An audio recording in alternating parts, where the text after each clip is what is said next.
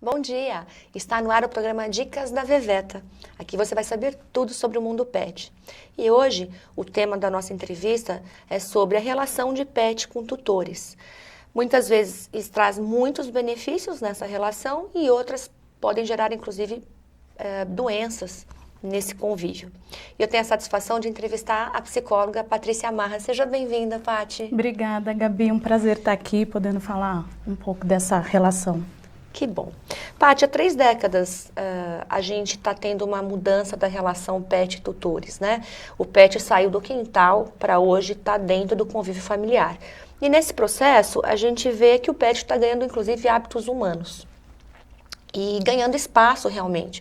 Inclusive, algumas famílias chamam de filhos, outros não. Então, a gente também não sabe muito se a gente chama de vamos tratar do seu filho, ou a gente vai tratar do pet, do tutor. É muito engraçada essa relação, inclusive conosco, né? Eu queria saber, alguns estudos dizem que o pet está se tornando um grande recurso terapêutico. Eu queria saber de você, o que você acha em relação a isso. Se de fato o pet pode ser um recurso terapêutico em algumas patologias aí dos humanos. Tá. É uma área muito grande que a gente pode falar em relação ao recurso terapêutico. A relação homem-animal existe há muito tempo, né? A gente pode já ver cavalos, que não é um animal, não é um pet, não é um bichinho de estimação, mas ele trabalha com a ecoterapia, né? Com crianças com Down, autismo, paralisia cerebral. Então, isso vem numa crescente. Em relação ao pet, a gente precisa ver qual que é a necessidade dele mesmo, porque assim, ele pode sim estar sendo usado com crianças, com idosos, né? A questão de solidão e tudo mais, ela é uma crescente na nossa sociedade hoje em dia. Mas tem que perceber também, assim, qual que é a real necessidade, qual que é, assim, a carga que eu estou colocando nesse bichinho. É um afeto em demasia, é uma solidão em demasia. Então, assim, para tomar cuidado, para ter um equilíbrio, para também não se frustrar lá na frente, as consequências que isso terão em relação tanto ao pet quanto em relação ao tutor, né? E eu, como veterinária, eu vejo que o perfil de um tutor de gatos é diferente de um tutor de cães, né? E mesmo assim, tanto em gatos como em cães, existem raças que são mais extrovertidas e outras menos extrovertidas. Você acha que o tutor busca características pessoais dele nesse melhor amigo que ele está encontrando? Em relação aos bichinhos, eu não posso falar. Mas se a gente for pensar assim, né, enquanto ser humano, quem é o meu melhor amigo? Né? Como que eu identifico o meu amigo? Então, se eu sou uma pessoa mais reservada, mais tímida, eu não vou me identificar, eu não vou ser amiga de uma pessoa super extrovertida. Então, isso é identificação. Então, isso é muito importante para o ser humano enquanto pessoa. Né? Se eu me identifico com alguém que é parecido comigo, eu vou levar isso para frente. Isso, hoje em dia, como a gente fala, vai dar match, né? E eu acredito que com o bichinho tem que ser a mesma coisa. A gente, na verdade, orienta nesse sentido, né? Por exemplo, uma pessoa, um tutor que é extremamente esportista, que quer um animal que vai correr com ele todas as manhãs, ele tem que pegar um animal que tenha esse gás, que tenha essa estrutura muscular para aguentar. Com certeza. Não dá para ter um pincher, por exemplo, né? Ao mesmo tempo que uma família ou alguém que seja um pouco mais tranquilão, que gosta de ficar no sofá comendo pipoca, assistindo um filme, não dá para ter um labrador, né? Porque realmente é um animal que requer energia.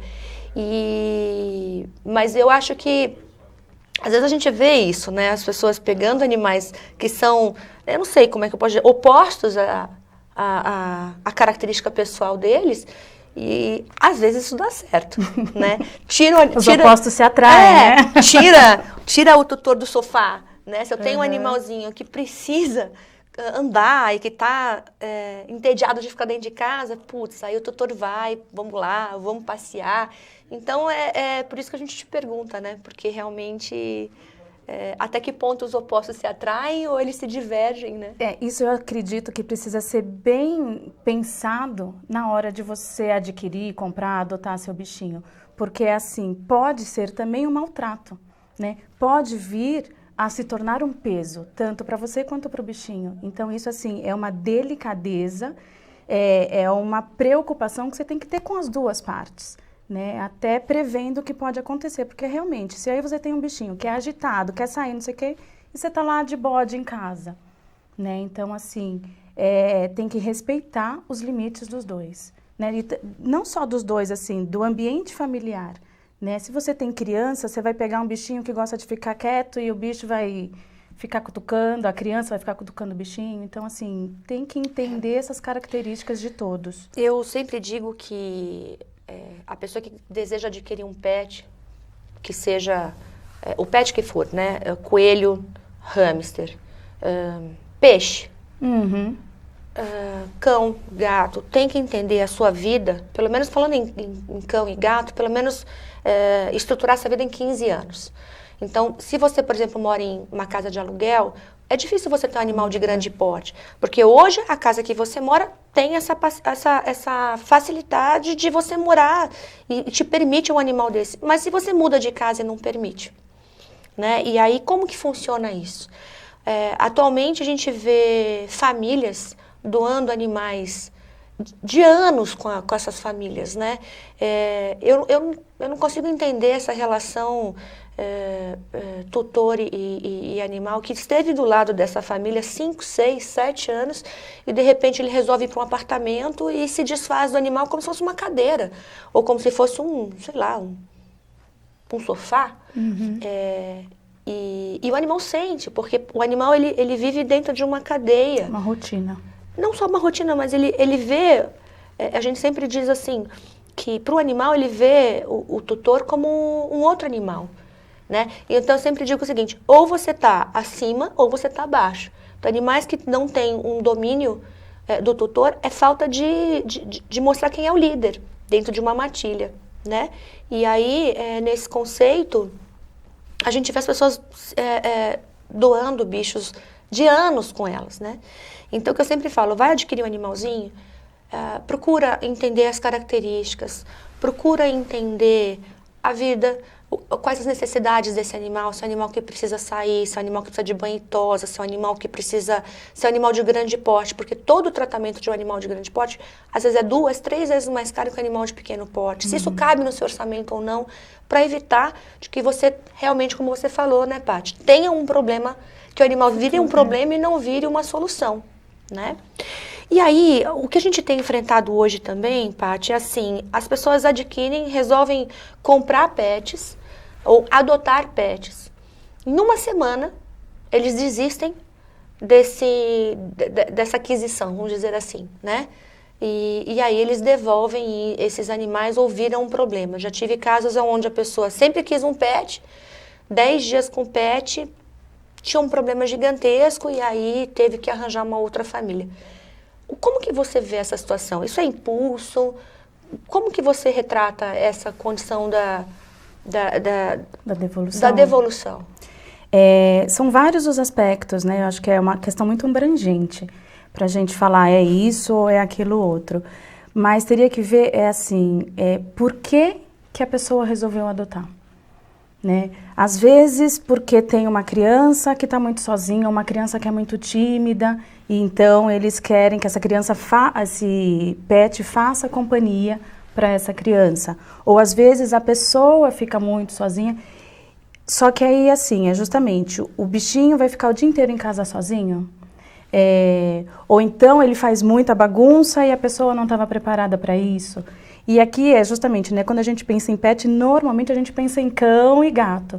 Mas tem outros bichos, né, como você falou mesmo, um ratinho, um coelho. Como que é estar com esse bichinho dentro de casa? Então, talvez a pessoa não se prepare para o que está a vir. Não só o impulso, porque hoje em dia também tem muito de, é moda, ou eu não vou ter filho, para ter um pet, porque às vezes acha que é mais fácil de cuidar. E não é assim, né? Requer um cuidado, requer um olhar muito importante da pessoa, porque assim, o sofrimento pode vir para os dois. E como que lida com esse arrependimento? O que faz? É uma decisão, acho que muito grande você chegar e pegar um animal, seja ele adoção ou compra. E aí gera um arrependimento nessa pessoa a ponto de ter que devolver. E a frustração dessa situação do tipo, eu não fui capaz de manter esse animal, eu não ou esse animal, enfim, mudou a minha rotina. Como que fica essa questão da frustração? Aí é uma questão importante da gente trabalhar que, enquanto seres humanos, a gente pode juntar a frustração com responsabilidades, né? Então, assim, eu conheço os meus limites, eu sei até onde eu posso ir.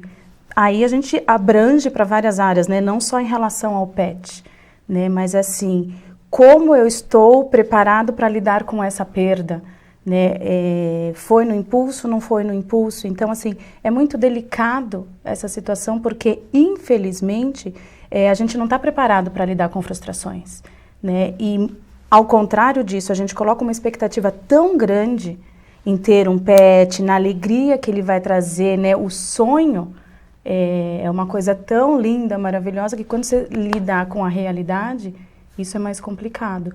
Então, assim, eu tive casos de pessoas, assim, que tiveram perdas, né, de um pet, que conviveram anos, e, assim, é um processo de luto mesmo, né? A gente precisa trabalhar isso, não só em relação a essa frustração.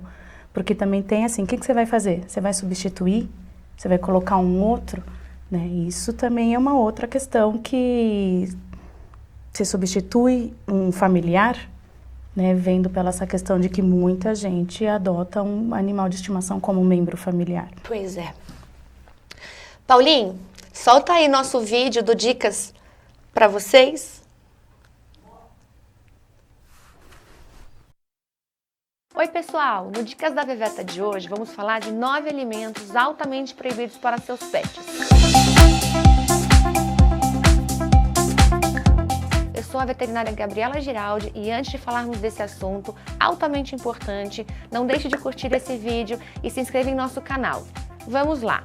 O primeiro alimento que você não deve dar ao seu pet é a cebola. A cebola é altamente tóxica, contém tiosulfato que destrói as células vermelhas, causando grave anemia em cães e gatos. O alho é o segundo alimento proibido, também contém a mesma substância da cebola. E o terceiro alimento são as papinhas de nenê, pois tem, além de muita cebola, tem uma infinidade de alimentos específicos para cães e gatos e, portanto, não há necessidade de oferecer aos nossos pets alimentos humanos, não é mesmo? As nozes também são muito nocivas, pois possuem alto teor de fósforo e, se ingerido com muita frequência, pode gerar pedras na bexiga e ainda causar vômitos e diarreia. Chocolate é super perigoso. Contém teobromina. Quando ingerido pelo pet, pode ocorrer convulsões e até levar o seu animalzinho à morte. Leite só é permitido no período de amamentação. Depois desse período, nossos pets não possuem enzima chamada lactose, ou seja, eles não conseguem digerir, causando dor abdominal, vômitos e diarreia. A macadâmia possui uma toxina que atinge a musculatura, levando o seu pet à paralisia dos membros, convulsão e morte. Cuidado com esses alimentos humanos dietéticos. Contém xilitol, causam alterações neurológicas importantes, levando a convulsão e óbito. E por fim, não menos importantes são os tomates. Eles contêm solamina, que deprime o sistema nervoso central, leva a gastrite e é fatal em gatos. Se você gostou desse vídeo, deixe seu comentário e não esqueça de compartilhar com seus amigos que têm pet e amam animais. Essas informações são muito importantes e podem salvar vidas. Um beijo e até o próximo vídeo.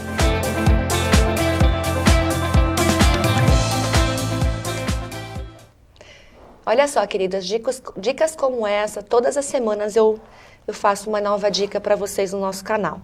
Então, é importante que você se inscreva, que ative o sininho, que compartilhe com seus amigos se essa dica foi importante para você. A intenção, na verdade, é trazer informações que ajude e auxilie no seu dia a dia, tá bom? Paty, me diz uma coisa, a gente tem tido casos de maus tratos de humanos em relação aos pets, né? Pessoas que deixam animais com privação de água, privação de comida, ou que maltratam efetivamente. A gente, como médico, a gente consegue avaliar isso no consultório, o animal maltratado. Mas a pergunta é, o que faz um ser humano? Quais são as características que a gente pode ver num ser humano que leva esse ser humano a causar maus tratos? Para que a gente possa, enquanto médico, tentar, de alguma maneira, agir para estagnar esse processo de maus tratos nesses pets. Quem dera fosse fácil assim, né, Gabi? A gente está falando aí de características da personalidade da pessoa. E infelizmente a gente não vem com uma plaquinha, eu sou psicopata, eu sou legal, eu sou assim, eu sou assada. Então, o comportamento da pessoa muitas vezes nos dá essas informações. Infelizmente, a gente só consegue ver isso com o tempo, né? Uma característica, mas não que seja engessada essa característica, é se a pessoa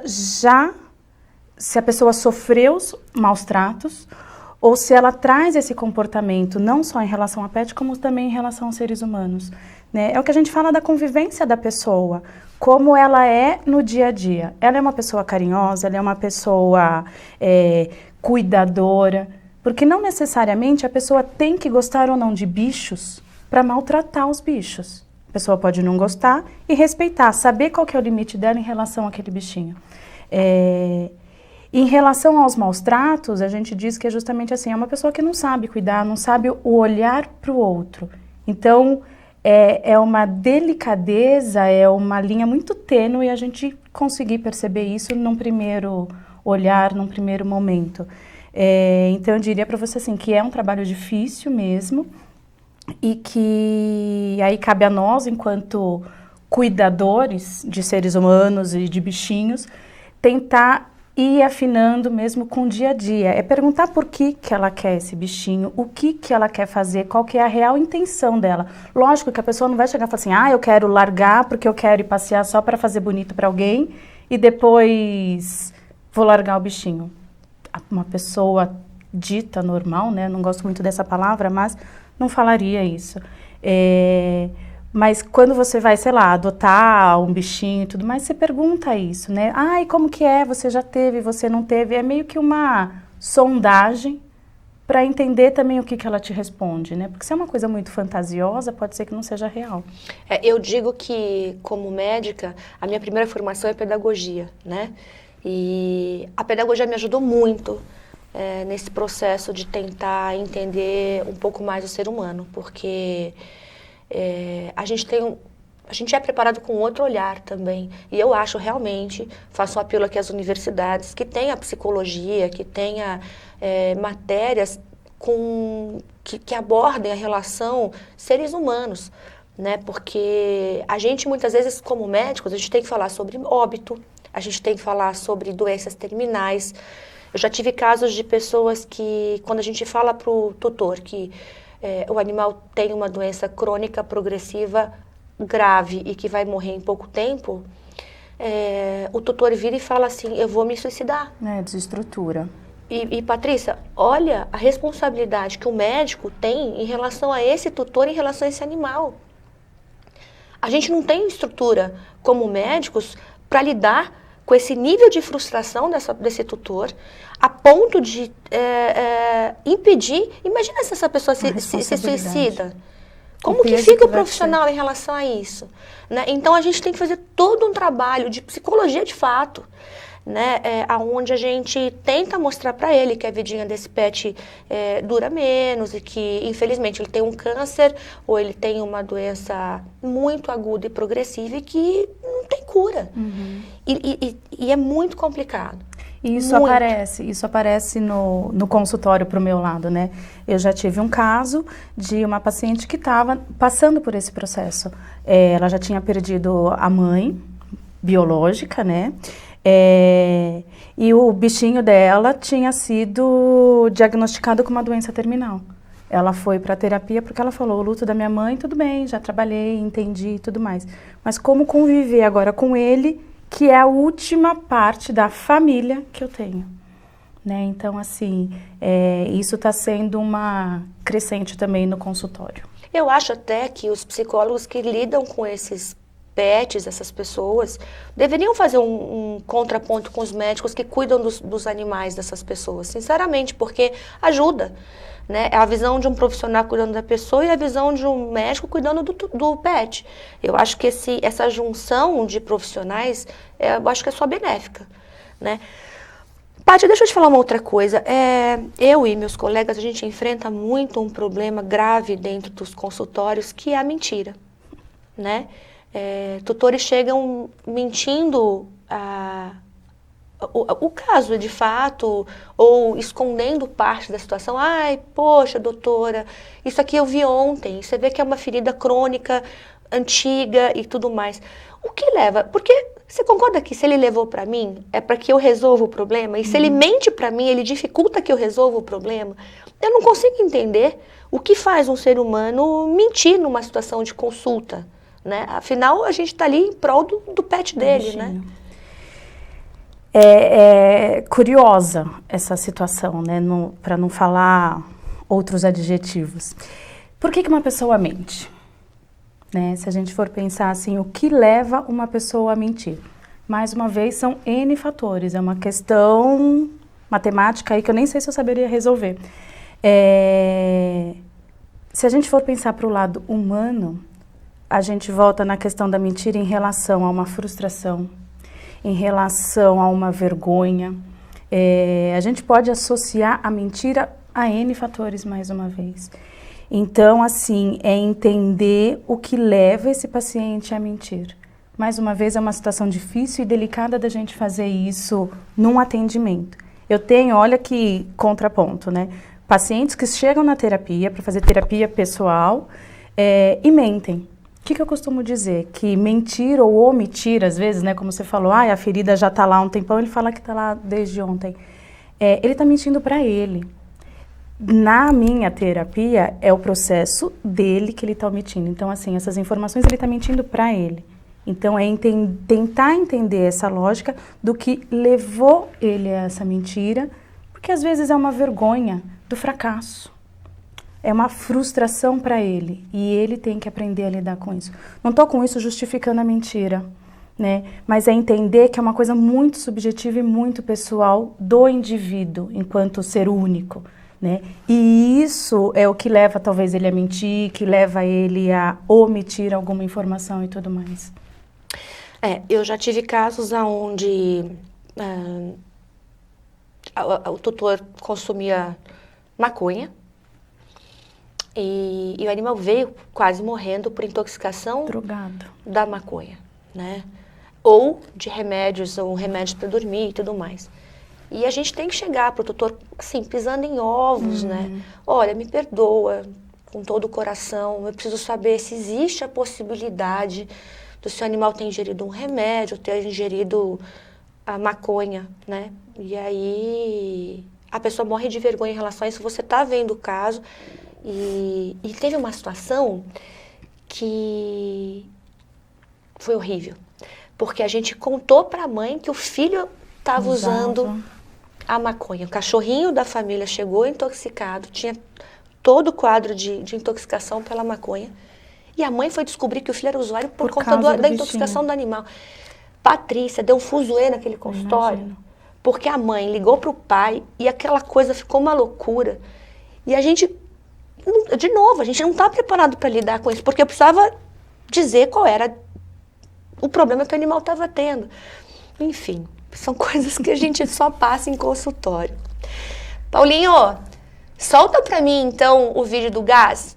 Vocês sabem que o GAS é um grupo de atitude social que eu faço parte, que eu apoio, e a gente está precisando sempre de doações. Então, tá aí o vídeo do GAS, mostrando para vocês aquilo que a gente precisa receber de doações.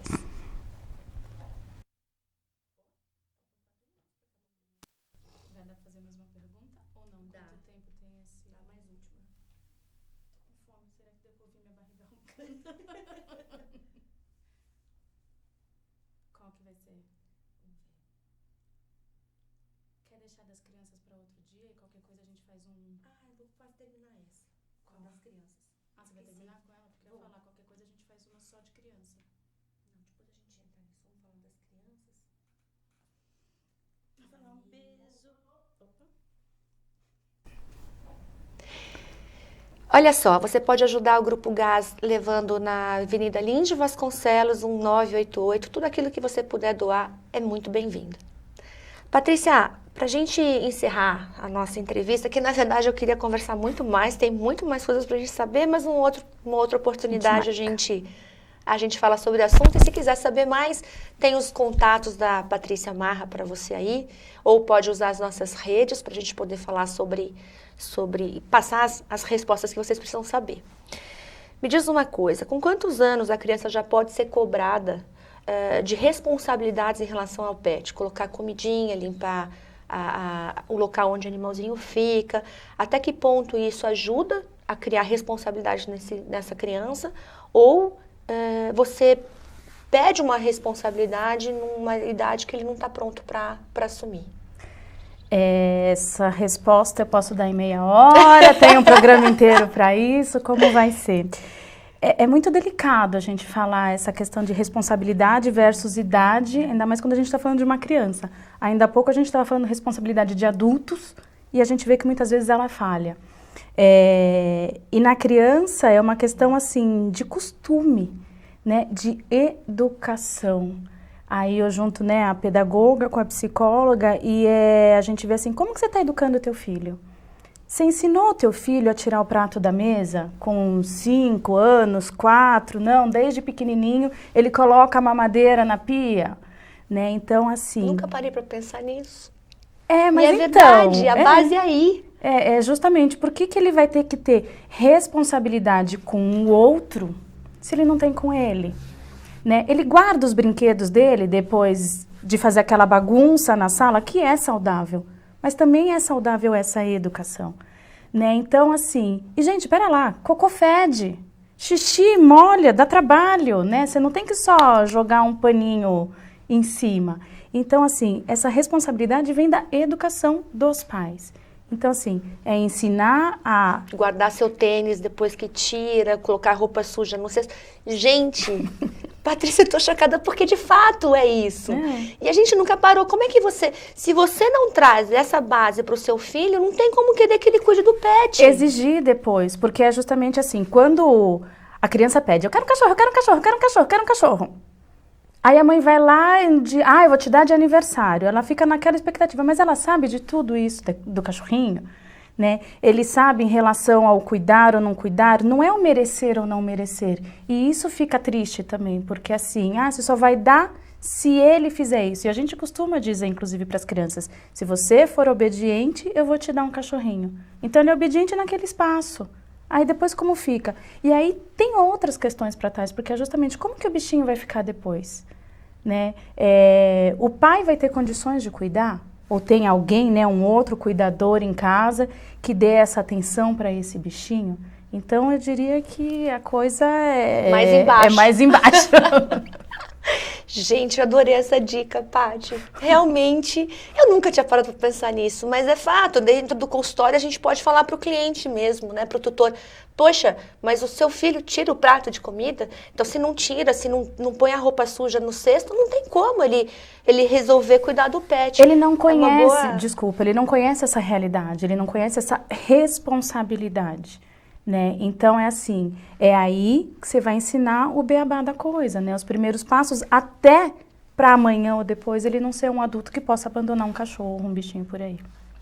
Paty, muito obrigada pela entrevista, adorei. Eu que agradeço. É sempre bom a gente poder falar sobre a parte da psicologia em relação aos pets. Eu acho que cada vez mais a gente precisa desse elo entre profissionais que lidam com o psique, né, dos seres humanos e os animais. Eu adorei, espero que vocês tenham gostado. E o próximo programa, que vai ser no dia 2 de dezembro, ao vivo, a gente vai estar falando com a Larissa Rios sobre o site dela, chama Turismo de Quatro Patas. As férias estão chegando e aí você vai ter um monte de dicas gostosas para você poder cuidar do seu pet ou curtir o seu pet durante as suas férias. Tá bom? Eu agradeço demais a audiência, a gente vai deixar os nossos canais. Próximo programa a gente vai estar com o nosso celular ao vivo, para a gente poder tirar dúvidas com os nossos entrevistados e comigo, se vocês precisarem. Então o telefone vai ser 11 97461 7560. Daí no próximo programa a gente já vai estar ao vivo e vai estar respondendo tudo aquilo que você quiser saber. O meu beijo. Paty, mais uma vez, obrigada e até o próximo programa.